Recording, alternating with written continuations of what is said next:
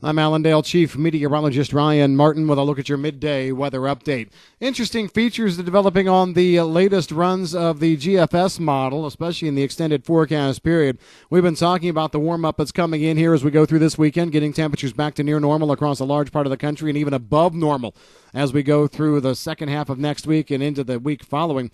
Latest run of the GFS brings colder air back in. That's not out of the realm of what we've been talking about. We thought we'd see a cool down, but they're doing it sooner now. The GFS model is doing it sooner, and it's increasing the magnitude of the cold air. We had been saying, look, the cold air that we're seeing for Wednesday and Thursday, we don't think we're going to duplicate that again going forward, and honestly, I still feel that way.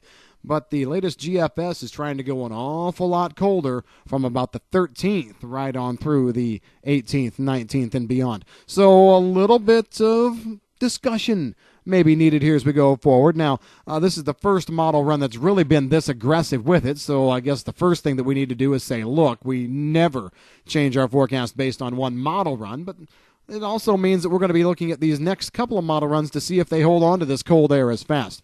Right now, here's what we do know. With the warmer air coming to finish this week and go through a good chunk of next, we're going to be seeing an awful lot of snow melt out there across the nation's midsection. I think you're going to be seeing the snow cover maps change dramatically within the span of 1 week.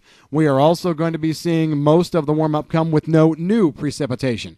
But if things work out the way they're being shown right now, as the cold air dives back in, we could see a very, very stormy finish to the month of March. As a matter of fact, we're seeing a monster storm on the latest GFS model as we go through that 13th, 14th, 15th time frame. That's one of the reasons why I guess I'm not ready to jump on the bandwagon just yet.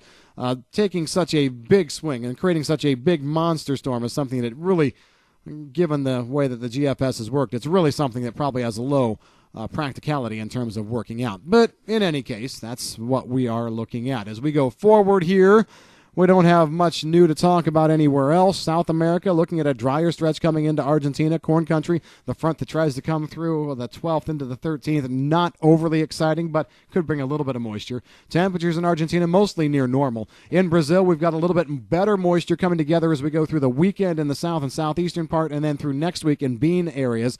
But until then, still looks like we got some decent windows of opportunity for harvest and working with the ground down there. So it's not too bad in South America as we go forward, especially if you're looking at harvest.